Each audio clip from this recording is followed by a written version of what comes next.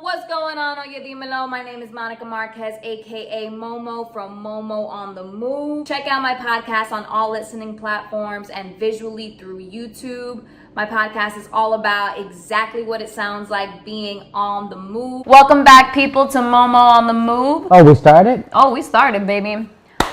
Are you ready? Wait, you got this camera rolling too? Or just, oh shit, oh wow. You are surprising me. On today's episode, we have the wonderful Steve Dez.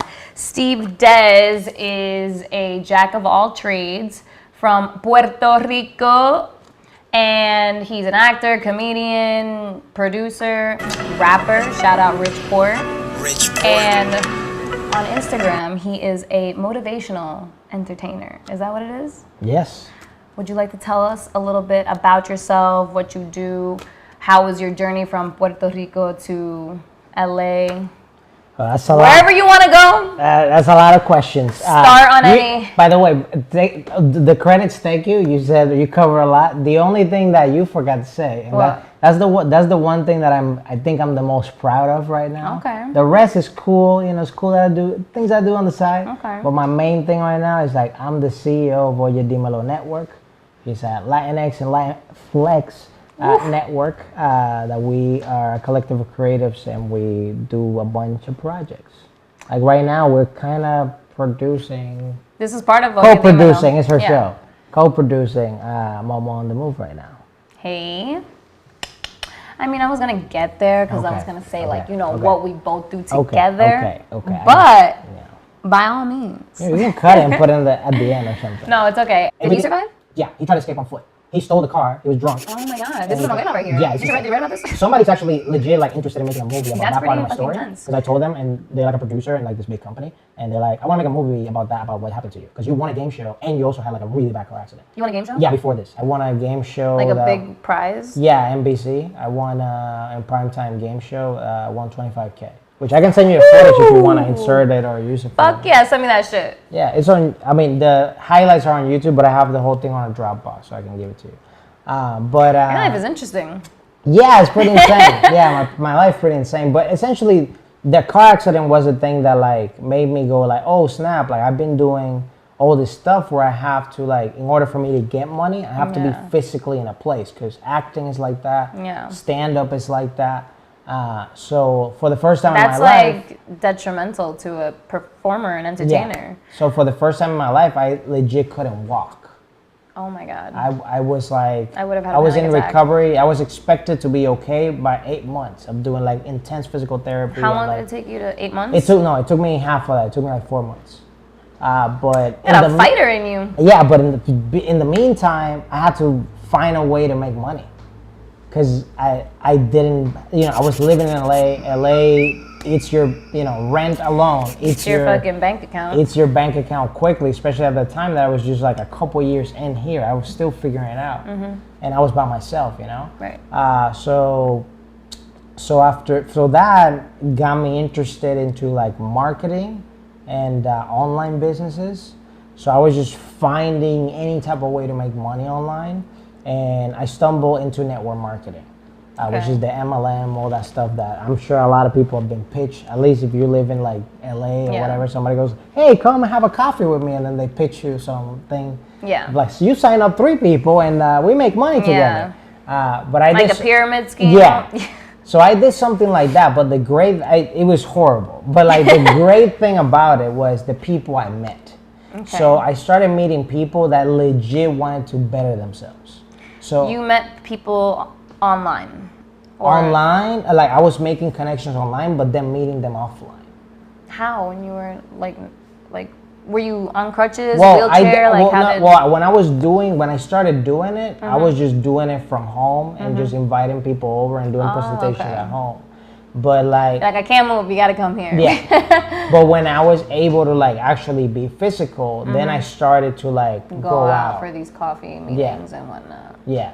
And I was organizing events, and I started like that. But what was I was burning through cash. I was losing so much money doing this. But the thing that was so interesting to me, you invested in yourself. Bro. Yeah. The thing that was very interesting is the relationships I made. So I started meeting people way outside entertainment business. They don't care about entertainment.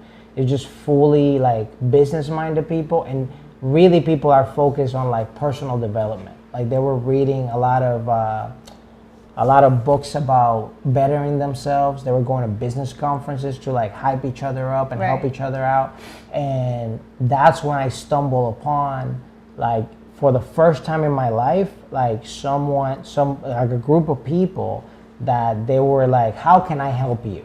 You know, type of situation. And that changed my life, because I was like, wow, for the first time, it's not like someone wants something from me. Yeah. Because that has been like my whole life. Like, I need to act. I need to make people laugh. I need to do this. Like, no, there's people here going like, yo, what do you want? What do you need from me? Like, I can help you. I can support you.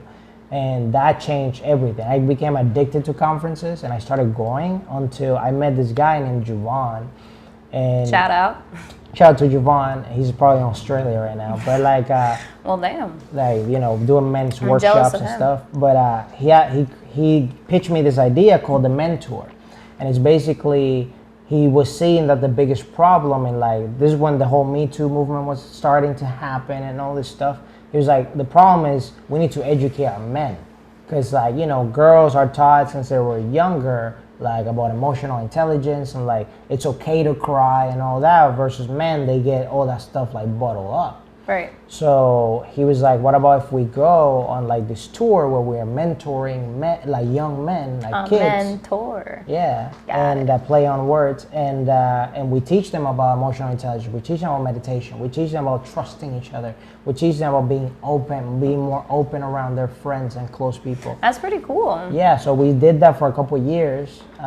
We got even coverage from like ABC News out here and all that stuff, and that's when I started becoming. I should tell my father to go to this. Yeah, and that's why the motivational part started happening for me. Gotcha. And I combined it with the entertainment. Well, I'm very glad that you didn't like just give up after this car accident, because I know that could be, it's obviously debilitating and like can put you down thinking that you can't do what you used to do because you're not capable anymore.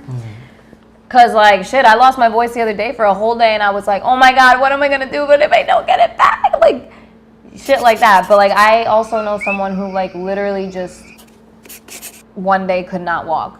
She was walking yesterday, can't walk the next day, like, and she's like been in a wheelchair since. Like I don't know what happened. But you know, I give props to those people who like, you know, keep fighting and like kind of see light at the end of the tunnel when it's so dark. So props to you, because here you are, CEO of Oye Dimelo Networks, and what he just said about going to these conferences and, you know, being motivated by other men, his peer, to get to where he is now. He's helping me out with MoMo On The Move and the podcast, so I really appreciate that. But yeah, let's get into Oye Dimelo. That's part of the network that he started. It's a Latinx community of actors, writers, producers, directors, entertainers of all sorts. And you want to tell them more about it? Yeah, so I had this crazy idea a couple of years ago of like, I want to start some type of company where people can like collaborate together and like just create dope stuff. Because I have so many people in the art industry, and you know, I've been in Los Angeles at least, like, it's gonna be, at the end of this year, it's gonna be like 9 years that I've been here, so a good chunk of time. And it doesn't take me too much of a time to start making friends, but it does take time to get the right friends. And to build a relationship with those friends. And to really build that rapport with them, that you trust them and all the whole deal.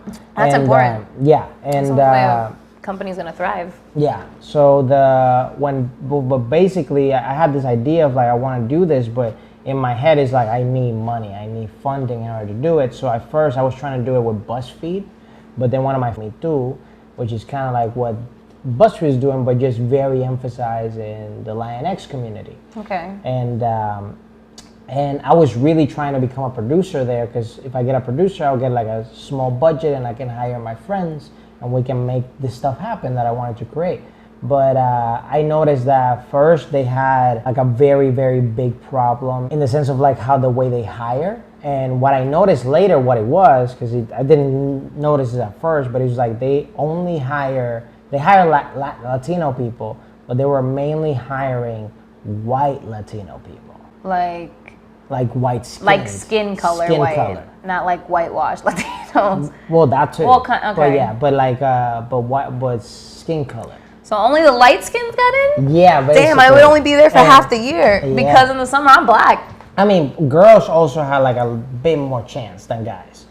It was like they would take, you know, 3 girls out of like 1 guy, you know? So yeah, it was very weird. And then I saw that company like literally go from like small to huge, then everybody got fired type of it was weird. Like a lot was happening, and then they were very focused on Mexican content instead of including everybody. So it was a lot going on with that company, and I was just like, and they discrimination in this company. Yeah, and then they would just hire me for creative and talent, but they would never move me up to like a producer or anything like that. That's why. So I was just like, whatever, I'm not gonna do it. And for the longest time, I just wanted to do this, but I always had in my head, I need money to do this. And then I started reminding myself of the days when Vine was hot. I created like a little group that we were like just doing sketches, and we were just doing it for the fun of it. We weren't making money or anything. We just got together on a Sunday and did stuff together. I said, and I said, why don't I just do that? I already kind of did it with like a small group. I can totally do it.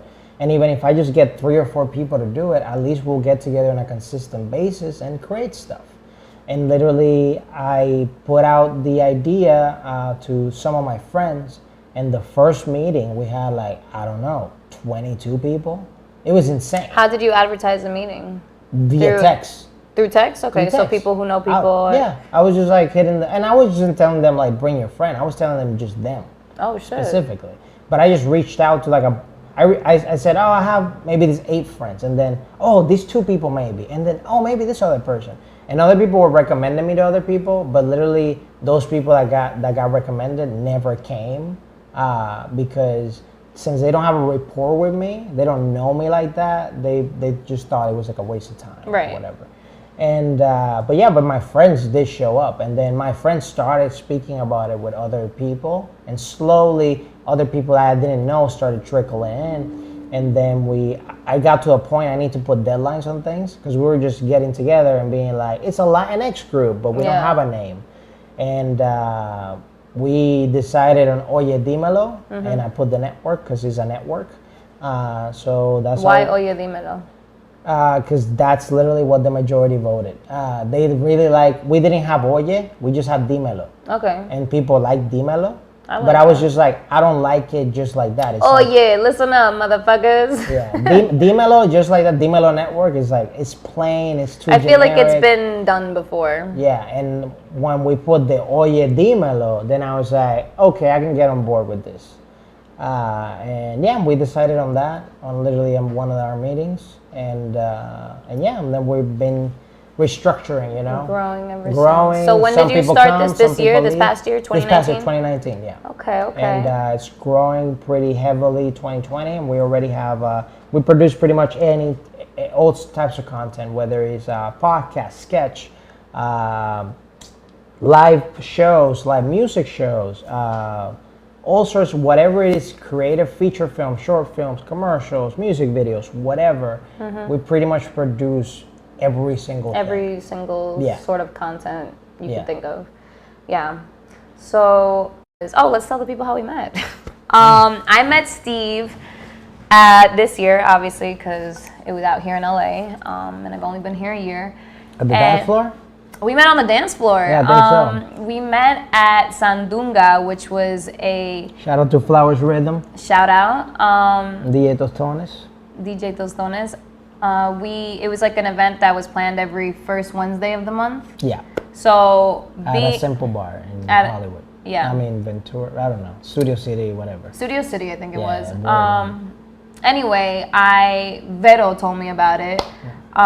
She was like, because she knows, like, I was like, oh, there's no really good dancing spots out here. You saw me is the day I rapped, right? Yeah. So that was like the beginning of those shows. Yeah. So like in the beginning of me being here and I met Vero, I'm like, yo, I just want to go to a spot that I'm gonna dance like salsa, merengue, bachata, because I just hadn't found that place yet. Like, and then a lot of spots that played Spanish music is like Mexican music, and I was like, I just don't know. I wasn't like used to that because I'm coming from the East Coast, from New York, from like literally like Dykeman, like dancing all in Astoria, whatever. So I was like, I just need my people, and then I found the Dominicans in Cali, and then whatever, and then I got there, and I remember I was like, I like this DJ's name, like I thought I read it as Tostones first. I was like, no, it's DJ Tostones. I'm like, oh, that's clever. And then I'm not gonna lie, I did read it as Tostones too. It's just the English part, Yeah, but like I get it because like Toss Tunes, like that's what I got out of it. But anyway, he was like the host, I feel like, that night. You were just like on the mic the whole time, then you rapped, and I was like, oh, he's pretty good. And then I think I kept going up to the DJ. I was like, yo, play this song. I'm that annoying person, but I'm like, I know it's going to be fire. So can you play this song at one point? And he played everything I wanted. So I was like, I love him. I love DJ Tostones. And I think I complimented you on your rap. I was like, yo, that shit was good. And then since then, like, I think we followed each other on Instagram. And then, like, I knew, like, you were around. I don't know exactly what you were doing, but I just knew you were an entertainer. And then Vero was telling me, like, months later, yo, like, you should be part of this group that I'm in. I'm like, what? Like, me and Vero are kind of like the same. We look the same. We have like almost the same name, and from the Caribbean, and actors. So she's like, bro, you should do this Latinx community with me. And I was like, okay. Like, she's like, everybody just helps each other out with what they got. Like, if there's a filmmaker there, you need to shoot something, boom, like, it's there for you. And I was like, okay. So I hit you up, and I was like, Steve sounds like the guy that I need on my podcast. So I first originally hit him up to just invite him onto my podcast, because I was like, I feel like you got like 3 or 4 months ago. Yeah, I was like, I feel like you got a lot to say if you're the one, starting this whole Oye Dimelo Network. And then we didn't meet again until you invited me to go to a conference, because I couldn't make any of these meetings because of work. Oh yeah, you came. Yeah, and I was like, fuck yeah, I'll come, whatever, I'm off. It's like a virtual reality type of situation. Yeah, I learned a lot about virtual reality that day. It was really cool, and I got to learn. I forgot about the business side of like virtual reality, and like kind of like advancing your movies and all that good stuff. And then that's, I feel like, when I was pulled into the Oye Dimelo. But yeah, that's how me and Steve met, and here we are now making content together, which is awesome. So for all you honorary Latinos who are in the entertainment world, hit your boy up. Yeah, for sure. And it doesn't have to be fully entertainment. I'm also taking applications for business people, because we do need business people. I'm actually going to hit one of my friends as a lawyer to be part of this too. Yeah, we need that. I know I need that. Yeah, so business-minded people, creative folks, or if you do both too. I do both. I'm a creative and I'm also a business person. So hit me up on my DMs. I feel like if you really want to thrive creatively, you need to have that business mindset though. Yeah. So it's good to have balance and especially in this next like 2 to 3 years is the best time to hit me up. If it's past 2025, it's probably too late for you. Yeah, and I'll provide his IG handle and whatever other handles he wants to give me in the description below this video, or on Spotify and all that good stuff. What is it like? There a link that you apply to be in this group? I mean, I'll set it up. I'll put it all there for you guys. I'll put it out there. I'm sure by the time this podcast is out, I'll have the website somewhat ready. Okay, you're still working on the Oye Dimelo website? Yeah. I mean, I can probably do it. Do you have someone to work on this website, or are you gonna do it yourself? No, I do it myself. Okay. There's many things that I'm like I can do it myself, because I've done it so many times. Website is one. The maintenance, maybe I'll get someone in the future. But for now, keep up with it. Yeah. For now, I'm really I've done it for so many people and for so many companies that it's just like, yeah, I can do it. Okay. And what other side hustles you got that are kind of like, side hustles? I walk rich people's dogs and take care of their cats sometimes. Who knew cats needed sitters? Yeah, I do a lot of production work for a lot of TV shows. Like lately, I've been doing The Price Is Right, Lights Out with David Spade. I just came from that. The Masked Singer. One that J-Lo is a judge. Dancers Worldwide. Oh, World of Dance. World Dance. I fucking love that show. Yeah, there's so many shows that I've like been in production in that I cannot name all of them to you because there's so many. Real Time with Bill Maher for HBO. Oh, lit. There's so many that I can't even remember. There's so many. And I just did a film for Netflix that's coming out soon called Moxley that Amy Poehler directed. It's like her directorial debut type of thing. It's like one of the courses that I created called Desperate Actor, Cracking the Hollywood Code, because when I moved here, I had no idea about even what SAG meant, and that's the Screen Actors Guild, and that's something you need to know if you want to become an actor.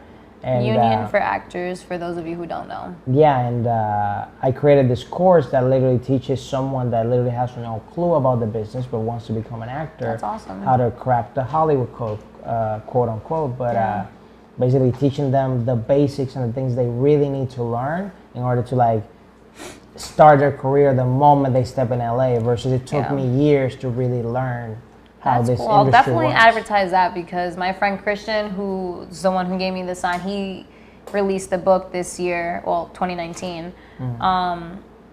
Acting Today, and it's basically all of that, like how to succeed as an actor in LA, like from headshots, like he provides like photographers, from how to step into the room, like how to perfect your reel, your resume, all that good stuff. And yeah, that's honestly really helpful, and the book helped me a lot, kind of like shined a light on aspects that I didn't even know were that important, and I think that's really super important. He's really the motivational entertainer. Now we got the full effect of what that means. Yeah, and that, just to like say something about that thing, even in one of the lessons I teach, what are the best places based on your budget to live in LA, because that's something I needed. Yeah. And also, that's great. What are questions you gotta ask, like when you meet an agent, for example, and even how to even meet an agent, how you can specifically target specific agents you might want, or specific companies that you might want to have interviews with. That's awesome. Okay. Yeah. I'll have to look at that. But I think we covered all bases. I'm excited to see what you have. I'm excited to see what you said come to life this year, and I'm excited to continue creating content with this guy because he's got a lot under his belt, a lot of experience. If you like what you saw, follow us on all social media platforms. For more Oye Dimelo, click over here, and for more MoMo on the Move, click right here. Peace.